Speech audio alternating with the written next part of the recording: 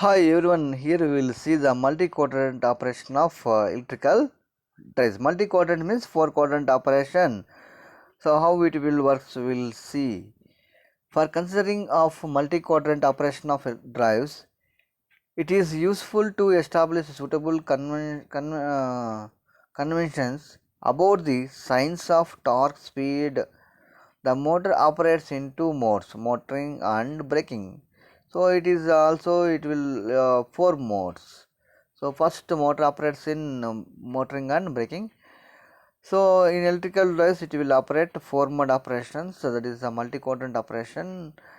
In motoring, so it converts electrical energy into mechanical energy. It's supposed to movement or motion. So in braking operation, it works as generator converting mechanical energy into electrical energy. Thus oppose the motion.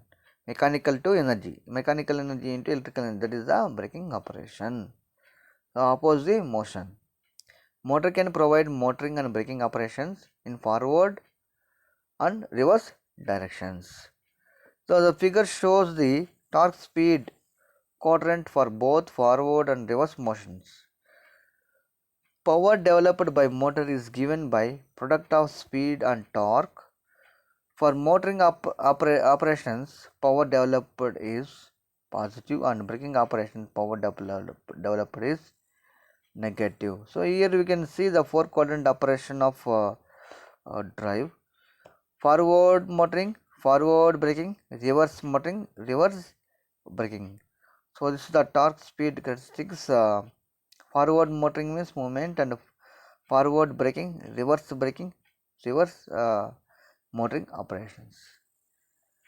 So in quadrant 1, so generally this type of application will use for lift operations. So lift will go up, lift will go down. So once it will carry the load, once it will without load. So without load means empty. So these things will use, best example is lift or hoist. In quadrant 1, quadrant 2, quadrant 3, quadrant 4, how it will work we will see.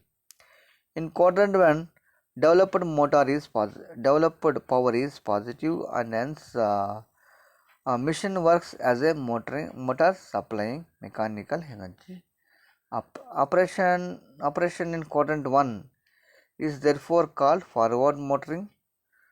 In quadrant 2, power developed is negative. Hence, machine works under braking opposition the motion. Therefore, operation in quadrant 2 is known as forward braking. Operation 2 is forward braking. Similar to operation in quadrant 3 and 4 can be identified as reverse motoring and reverse braking mechanisms. So since the speed in this quadrant is negative, see if you see the characteristics, so in both the third and fourth quadrant speed is negative, can be identified as reverse motoring and reverse braking.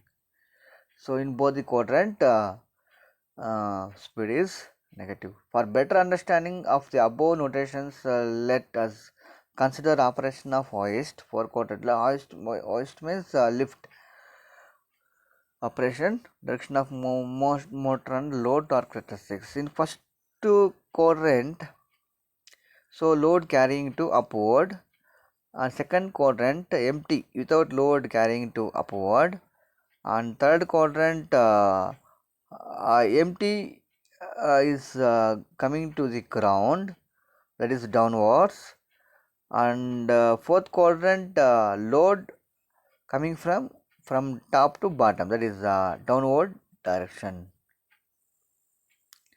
So this is a four quadrant will works.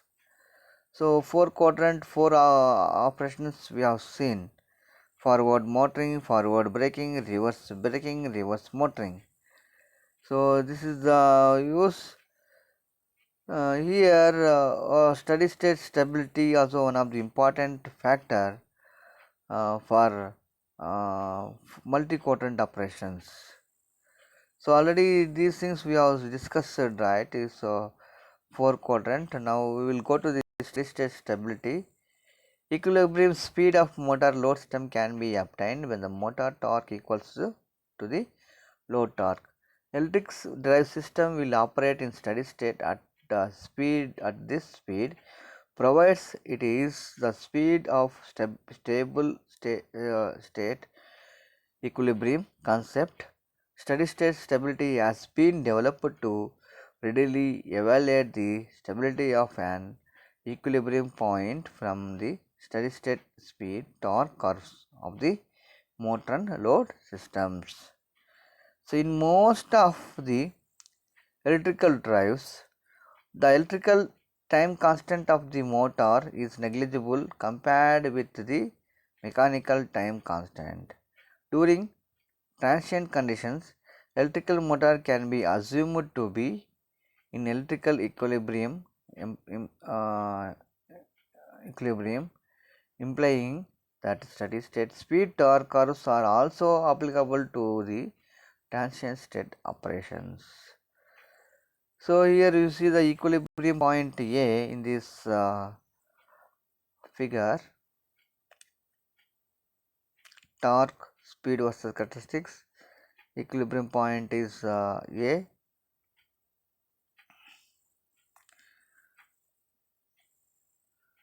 So equilibrium point termed as stable state when the operation will be restored to it. After a small departure from it due to disturbance in the motor or load. Due to disturbance, a reduction of delta omega m is speed at mu speed. Electrical motor torque is greater than the load torque. Consequently, motor will accelerate and operate will be restored to point A. Similarly, an increase in delta omega m speed caused by a disturbance will make load torque greater than the motor torque. So, delta m caused to load torque will be greater than the motor torque, resulting decelerating and restoring of operation point A. Next one, so equilibrium point B. So, equilibrium point B, the motor drives another load as shown in the figure. A decrease in speed causes the load torque to become greater than the motor torque. Electrical drive decelerate and operate point moves away from point B. Similarly, when working at point B and increase in speed will make motor torque greater than the load torque, so which will move the operating points away from point B. So this is about equilibrium point. So this is the derivation of the torque speed characteristics. So already we have seen that one, right, torque equation. From that you can write this one. Next one, load equalization.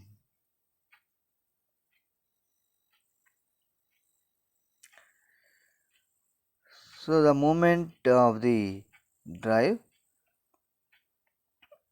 operates as a regenerative braking or motoring operates as a generator while it is still connected to the supply. Here the motor speed is greater than the synchronous speed. Right.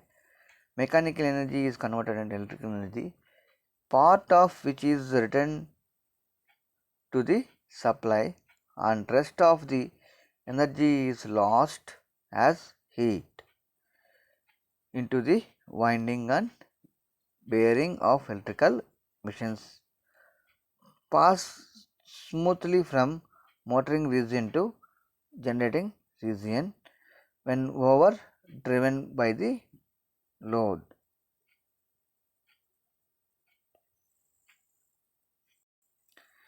An example of reverse regenerative braking is as shown in the figure.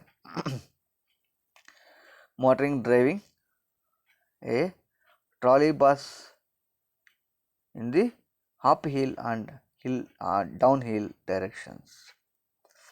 The gravity force can be resolved into two components in the uphill direction, one perpendicularly to the load shaft and another one is parallel to the road surface F1. The parallel force pulls the motor towards bottom of the hill. If we neglect the rotational losses, the motor must produce the force Fm opposed to Fl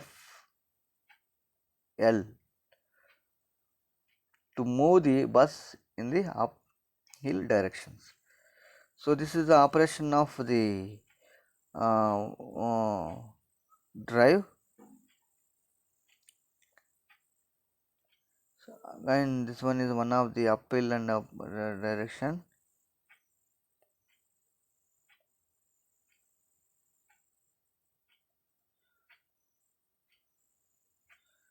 So these things we will see in another video. Thank you everyone.